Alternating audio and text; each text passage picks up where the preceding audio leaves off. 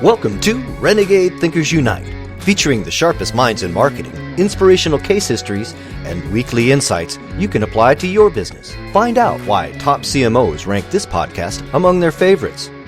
Now, here's your host, Chief Marketing Renegade, Drew Nizer.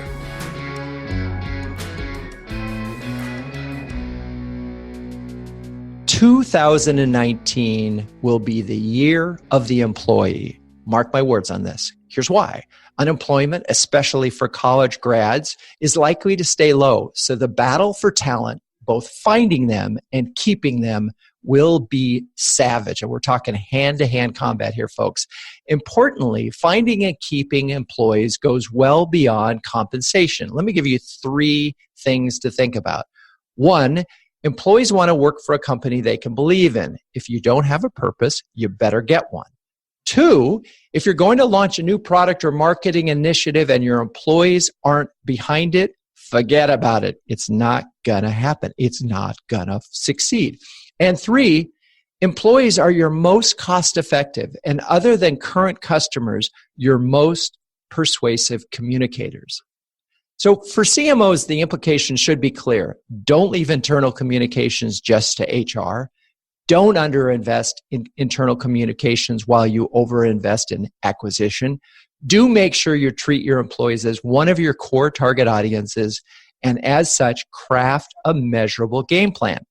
Now, to better understand the how to communicate effectively to employees, my guest today is Bob Armour, CMO of Jellyvision, a company that helps other companies increase employee understanding and usage of their benefits programs.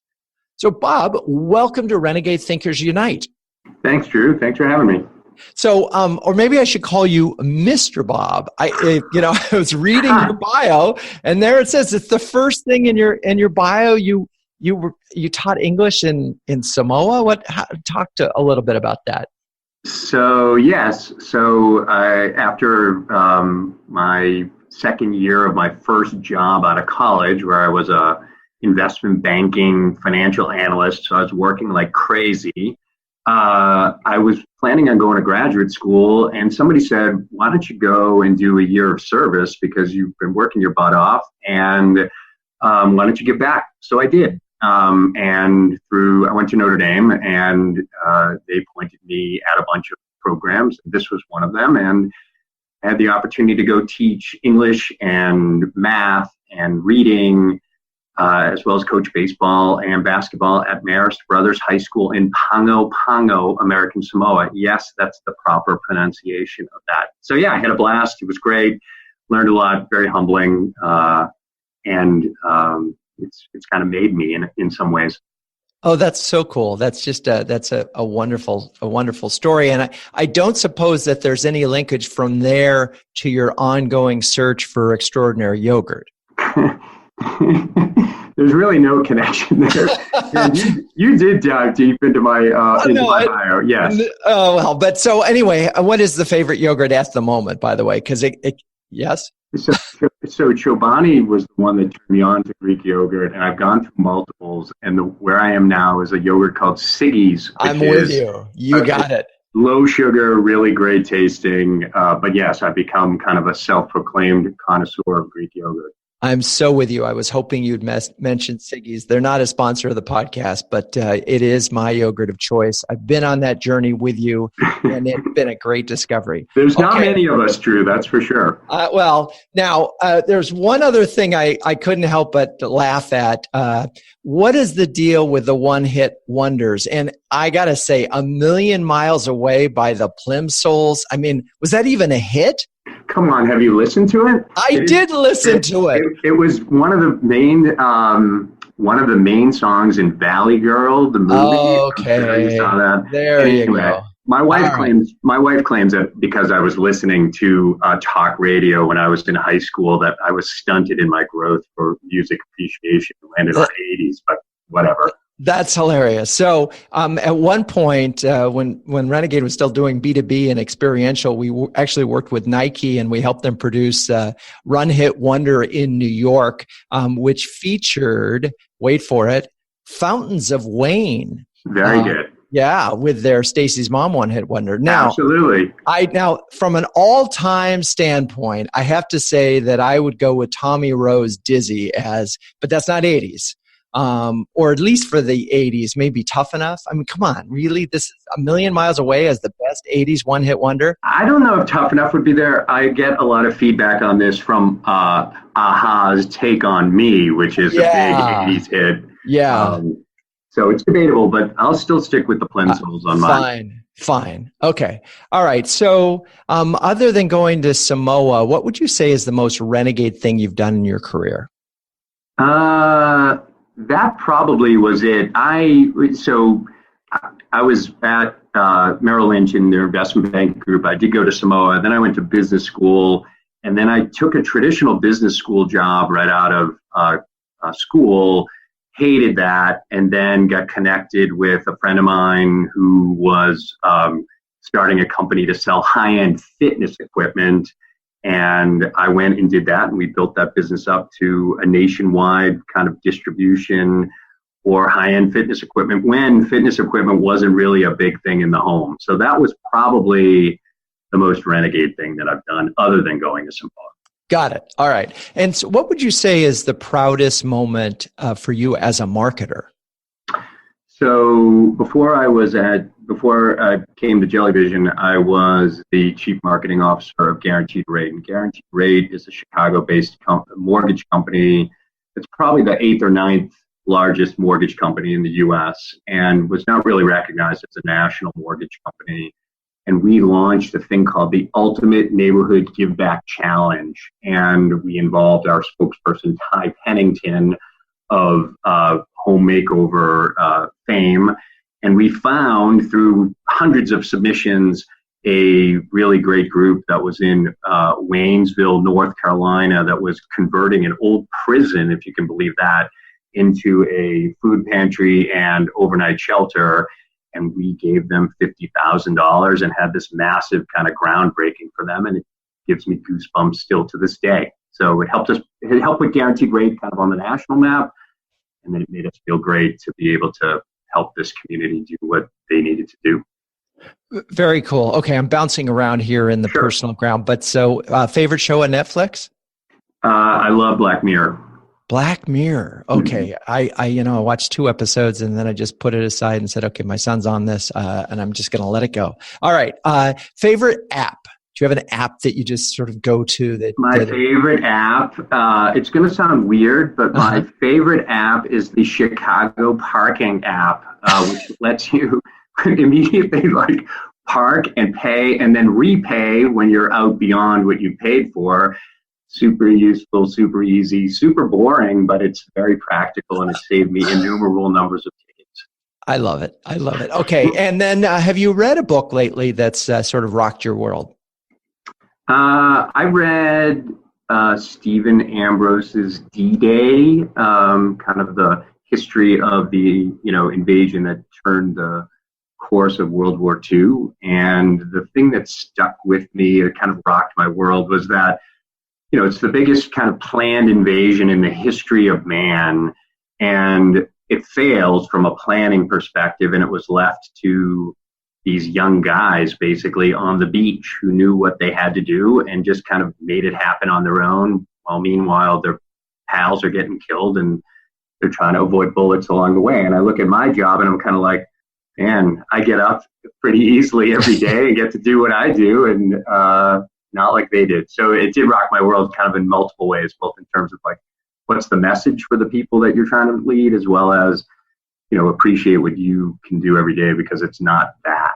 Yeah, it's not life and death, right? Yeah, no, that's an interesting one. Now, I've read a lot of books on World War II, and the thing that I've often wondered if the deception that they did prior to D-Day and Hitler having the troops amassed in the wrong place, the deception actually worked. Does that not come out in the book as an important part of the invasion planning? It's mentioned, but it's Ambrose really focuses on kind of the gumption of the entrepreneurialism almost of the individual soldiers Yeah, there actually, I mean, where this is focused in terms of Normandy was pretty well fortified, and kind of the troops being there got hammered. But yeah, I mean, I think from the other books that I've read, I'd certainly say it had an impact. But D-Day didn't focus on this, or at least his book didn't focus on that. Interesting. All right, adding it to the list. Okay, we're going to take a quick break, and when we come back, we're actually going to dive into the meat of this podcast. Okay, great. Stay with us. Thanks. Did you know that Renegade Thinkers Unite was ranked number 2 of the top 10 podcasts for CMOs by Crackerjack Marketing? Wow, we're really honored. Now, we couldn't do that without amazing guests, and we've had some amazing CMOs on this show, and also terrific listeners like you all. If you like what we do here, please subscribe on your favorite podcast player. That way, you'll never miss an episode. Also, as a special thanks, I'd like to send you a free ebook on Renegade Thinkers. Now, for that, just email drew@renegade.com. Now, let's get back to the show. Okay, we're back, and my guest is Bob Armour, CMO at Jellyvision. And you've been at Jellyvision now for more than 4 years, and I know you guys are in the business of helping companies communicate with employees. Let's sort of break some things down and really dive into what does it take to communicate effectively with employees, and maybe just start with one, and then we'll sort of dive in on that and go to some others. Sure. So Jellyvision, it's software that we create. The software is called Alex, and Alex talks to the users of the software. So it's talking to the people at the companies and asking them questions about their demographics and their needs and so forth. And one of the key things that is important is that we create the illusion that there is someone, in this case Alex, listening behind the screen to what's important and reacting in very human ways. So this is not a computer voice. This is an actual voice of a person who has little kind of intonations as the person is answering the questions, and it feels human. And I think that's kind of number one is to really communicate. You really need to give the fact that you're listening and the fact that you're reacting like a human being would react. Interesting. So just to understand that Alex is essentially a bot then, right? It's a machine that responds based on questions.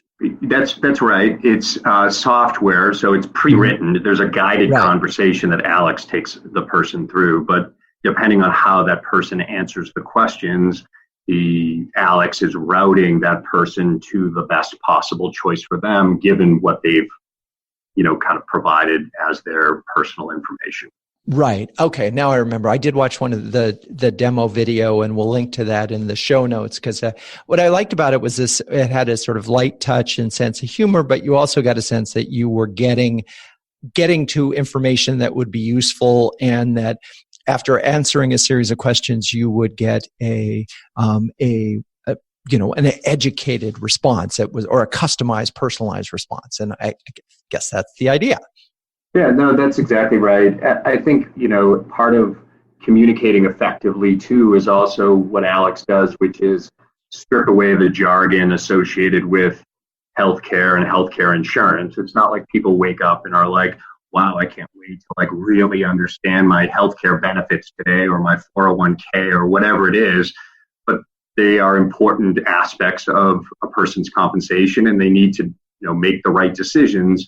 And part of making the right decision is understanding what you're talking about. And Alex, our software, strips that all out and makes it very easy for someone to understand it and then make the right decision. And again, nobody wants to become an expert. At least it's our belief. Nobody wants to become an expert on this stuff. They just want to get on with their life and possibly watching Black Mirror on Netflix faster than reading a benefits book. Or some, 80s hits. You never know what. 80s hits, exactly. Never know what's on someone's playlist.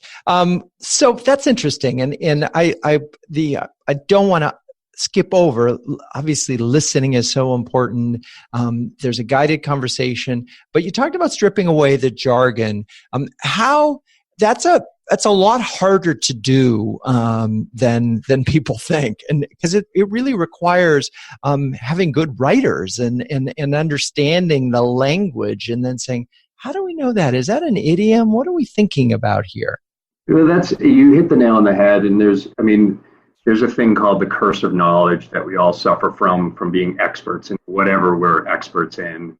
In the case of our clients who, we're trying to help and provide the software to, these are HR professionals, and HR is awash with all sorts of acronyms and shortcuts and everything, and they don't even know that they're doing it. And so, again, back to the communication aspect of it is you need to be aware that you are victim to the curse of knowledge, which basically says you as an expert cannot really explain something to a beginner very easily, because you suffer from, like, you think about all of the nooks and crannies and gotchas and exceptions of the thing that you know really well, where the beginner usually doesn't need to understand all that most of the time.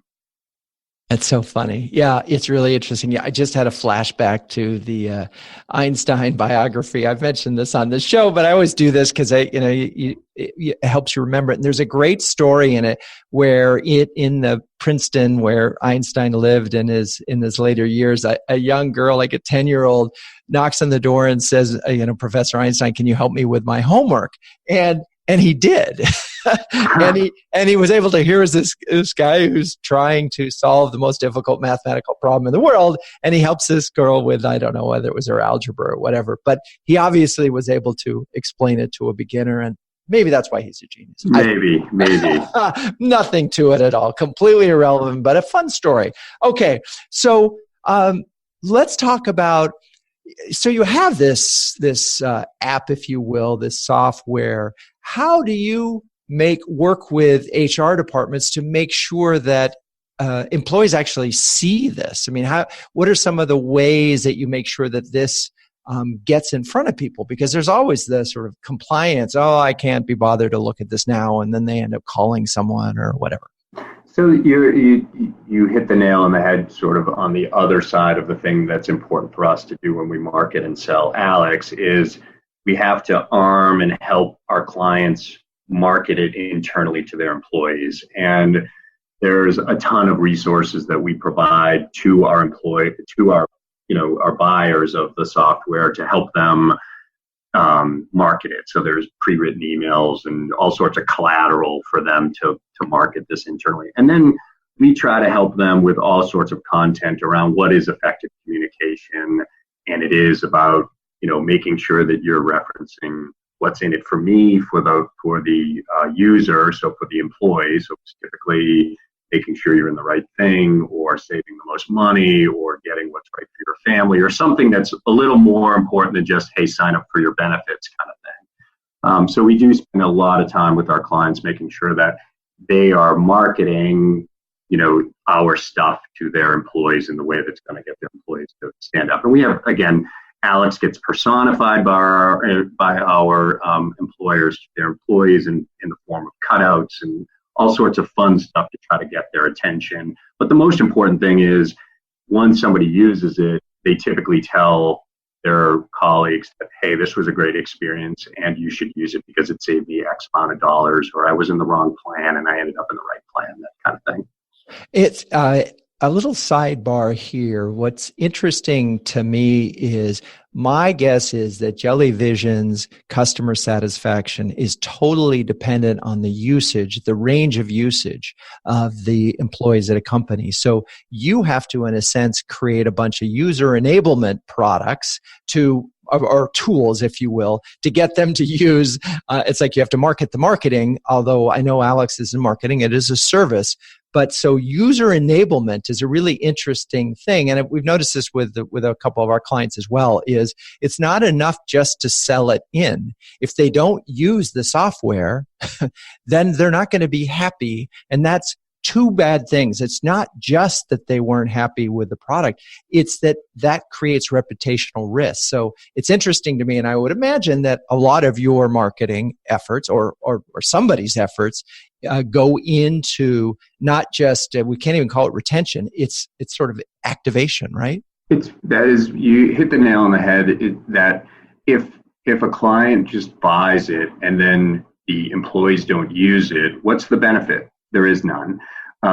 So we do spend a lot of time. And then what we do too is when people experience it, like you've checked it out, it's a different experience. There's humor in it. There's moments where you kind of, the animation makes you really understand what's going on. And I'll tell you a little side note, Drew. So Alex, the software, has received, and this is not a joke, has received 6 marriage proposals from users who say something like, finally, someone that really listens to me. Is Alex married? I'd like to marry him. So it's that kind of connection that goes beyond just the software. It's kind of weird in a sense, but it really makes like an impact. And we feel good because it helps people make decisions about stuff that costs thousands of dollars. I could see a whole content marketing plan right there against Alex's marriage proposal. And where do you want a honeymoon with Alex? I mean, come on. This is funny, but that gives you a really good sense, and it must make you feel good that you're connecting with those. So as we sort of wrap up the section on the internal marketing, do you give advice to the HR folks in terms of how to communicate this? Because I suspect there's a lot of, there's still intranets and there's email, but I suspect that's not enough. So we do a lot of work around, again, helping these human resources professionals become marketers. So, one is what goes into creating a motivating message. And I would argue, there's kind of 2 things that motivate people, either love or fear. So how do you motivate your employees using love of their families, love of saving money, or fear of, making the wrong choice? How do you use that to then craft a message around what you're trying to get them to do so that they actually pay attention? Again, nobody loves the day when you are at the last day when you have to pick your benefits. Nobody does. So how do you motivate those people to actually, again, lean in to an experience that typically isn't that great, and we try to make it really great. Very cool. Okay, we're going to take a quick break, and we'll be right back. You've been listening to another great interview on Renegade Thinkers Unite with Drew Neiser. But the value doesn't end there. As a listener, you can download a free ebook from Drew, Renegade Thinkers, interviews with 11 trailblazing CMOs any business can learn from. Top marketing thought leaders and proven executives from Time Warner, American Express, and Chico's, and others. Get your free copy at renegadethinkersunite.com/ebook. For listeners only, at renegadethinkersunite.com/ebook. Okay, we're back, and my guest is Bob Armour, CMO of Jellyvision, and we've been talking about what it takes to communicate to your employees. I started the show talking about why employees are not just the front line in terms of representing the brand, but they are the bottom line in terms of the success of anything that you do. So you're talking about, you mentioned that you help them sort of with their story of how they're going to message this. Is there anything in particular that you've seen that companies have done that went above and beyond the tools that you provided, or took the tools and did it, and where they just knocked it out of the park because they did something special in terms of internal comms?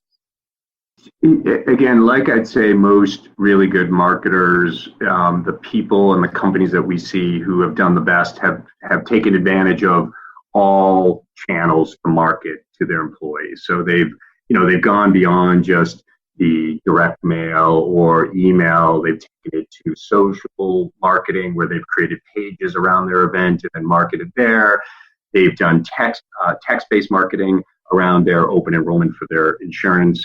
And they've put up, again, collateral all over their physical office space to do it. So the HR professionals who have taken a significant multi-channel approach, and a multi-channel approach that kind of really focuses on millennials and how millennials are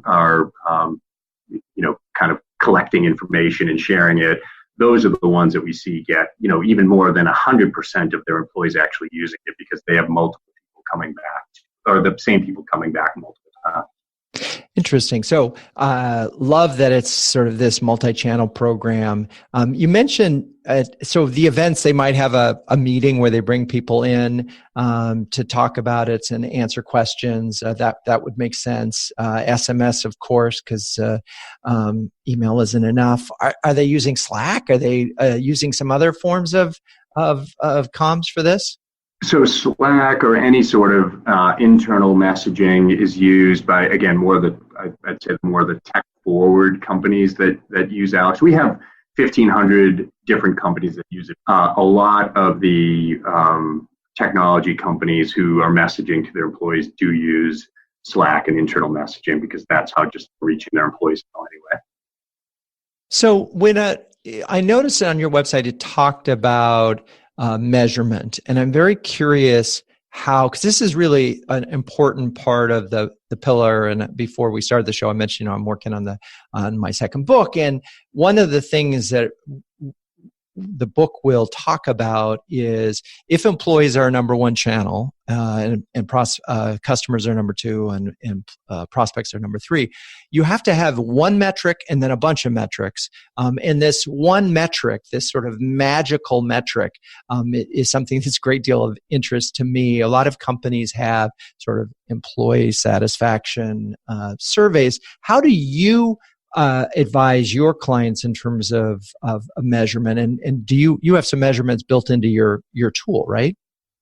We do. There's surveys that are done throughout the experience, and then at the end of the experience, our mantra at Jellyvision is be helpful, and our ultimate measurement is like top 2 box score for around was Alex helpful to you and your experience, and then that rolls up to the kind of employer experience. But there's what we look at is that plus anything that we've done to help people move meaningfully into what we would call a financially well placed. Did they choose a better plan? Did they put more money into their 401k? Did they put more money into their health savings account because they understood it better? And those are super important. I just thank you for mentioning the be helpful. And so this is really critical to everything. So if you have what we call a story framework, and in your case, it's be helpful. So as a sort of company commitment, then you align what you measure with that. And so what happens is you have this disconnect in so many cases where somebody might have a position like be helpful, but then they don't measure helpfulness. They just measure, hey, are you going to stay in your job next year? It's a fine metric, but really align your metrics with your purpose or your story or whatever word you want to do. But if this is the thing you're committed to doing and is your primary benefit, then you better measure against it. Now, I guess the next thing that I would ask is, this is one of the things we really encourage a lot of clients to think about is, in your employee evaluation forms. Now, I'm talking about your employee evaluations for employees at Jellyvision. Do you talk about helpfulness as an attribute that someone is measured against at Jellyvision? Or is that going to go on your to-do list? That is a good question. I don't think that's specifically called out in our employee engagement surveys around, are we being specifically helpful? There's plenty of questions around, do we believe in what Jellyvision's about? Are we proud of what we produce and those kinds of things? So it's in there implicitly, but I don't think it's called out explicitly. It would be an interesting kind of question to see what the outcome would be. I think if you asked any person at Jellyvision, what is our purpose? What's our mission? It's to be helpful. And even if that means telling someone that our service isn't appropriate for them, being helpful that way as well. Which is helpful. I mean, and you're really saving people time, and you're also protecting your brand, because the last thing you want to do is get someone on board who you really can't help. We talked about that in my episode with Diana O'Brien. She talked very much, and for those of you who haven't heard that episode, go back and listen to what she talked about and how they aligned their employee evaluation forms with the overall company mission. I thought was really inspiring there. Okay, so we've got a multi-channel communications program. So if you are a marketer and you have a new marketing campaign that you're going out to market with, getting employees involved early is a lot more than a town meeting and B, an email. And I think you can learn that from the Jellyvision experience, because you just mentioned, I think, 7 different communication channels to communicate about benefits. And I know that benefits are really important, but so is your marketing and your new product development. And yet you might only opt to go for 1 or 2. Why would you do that? I think that's really interesting. So we've got clear message, multi-channel, measuring against that message. What I miss in terms of really effectively communicating with employees here? I mean, in addition to, kind of finding the motivators and then putting together the clear path on where they have to go. It's one thing to get people motivated, and then the next thing is what's the call to action and how do you get them down the path? Again, it's not unlike everything else we do as marketers, but in terms of training an HR team to do it, you have to go back and just make sure that the steps are there. The final thing I'd say is that the feedback that your own employees can give to you in terms of crafting the message. So we advise a lot of our clients to create internal focus groups of people from all walks of life inside their company, whether it's people on the factory floor, people at desks, or people out in the field. Run the messaging by them. Get them to give you the input that you need to figure out whether this has jargon in it, whether it's confusing, whether it's not motivating, whatever it is. Talk to people who are going to cure you of your own curse of knowledge. That's such a good point, and it's so true. I mean, I think in the David Edelman episode, where we talked to David's the CMO of Aetna, and talked about before they launched their new brand, they spent months researching and talking to employees about their experience with the brand and how they wanted things to change. And because they ended up with a positioning that was so different than where they had been before, that it was essential that they could go back to the employees and say, hey, thank you for all your feedback. We've responded to that feedback. In fact, you're a center of the solution moving forward. So that's a great doing internal focus group before you even push out, hey, because you could say, well, we've got these benefits, we should tell them about it, just send an email about Alex and they'll be good. But what you're suggesting here is that even before using your solution, they find out, well, is this maybe a fear issue, a love issue, or some other area that they can use to more effectively communicate? And I mean, in addition to that, I think they can carry the water for you. In other words, they end up being a trumpet of what you're trying to do because they're on the ground, they have their colleagues, they can get the message out. And again, from the standpoint of working with millennials, which we do a lot of, millennials are prone to want to contribute in lots of different ways. Enlist them and use that in terms of getting the message out more broadly with an employee base. Interesting. Yeah, it's funny. You mentioned millennials a couple times, and I have a couple of millennial children, and occasionally I feel like I should apologize for the generation. But on the other hand, sometimes they're just blowing me away with things like you're describing, where they do want to contribute. You just have to ask. And they want to work for purpose brands, and they want to be inspired. And so rather than treating them as an alien invasion species, might want to embrace their proclivities and say, hey, it looks like you're coming in peace here, folks. Let's.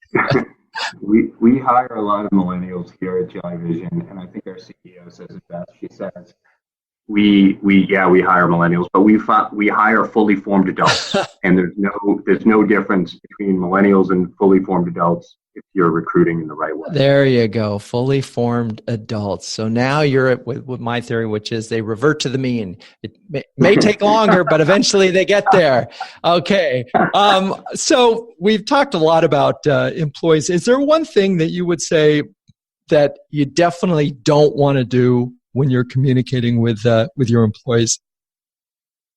I mean, don't be condescending. Don't talk. Again, it's basic, kind of basic human communication tips. It's make it clear, get rid of jargon, don't condescend, use humor where appropriate because it will help with retention and if used correctly, it can actually help deliver your message. Again, make it very straightforward, put the details somewhere else where if you really want to dig, you can get to it. And again, you can look at the way a lot of top brands communicate and emulate that when you're communicating to your employees, because that's the type of communication that they're expecting from world-class organizations anyway. I love that point, and that's a great place for us to sort of wrap this up. We are talking about communications, and it doesn't matter what the target is or the subject. To be boring is a crime against humanity. Using humor is a way of communicating effectively in life. Using story is a way of communicating effectively in life. And it doesn't matter whether we are marketing a benefits plan to our employees or our wonderful product to our prospects. And people just seem to forget that and fall back on boring, and they just want to hear the facts, so just get the facts out there. Well, yeah, you know what? Not so much. You got to be really smart about creating a hierarchy of messages, and that build from, and this is why purpose brands have so much advantage, because if your mission, in your case, of being helpful, everything can build from that, whether it's internal or external, and that's such a wonderful litmus test, isn't it? You can, was this helpful? Because if it wasn't, we should get rid of it. Right. Don't be boring is kind of sub 2 of be helpful. Be helpful, don't be boring. There you go. That's for real. All right. That's for real. Well, in the interest of not being boring, we're going to wrap up this show. Bob, thank you so much for spending some time with us here at Renegade Thinkers Unite. Drew, my pleasure. Thanks for having me. Oh, great. And to all the listeners, I hope you got a lot of inspiration out of this show. As always, sharing is caring. Please tell your friends about the show. Subscribe, of course. And until next week, keep those renegade thinking caps on and strong.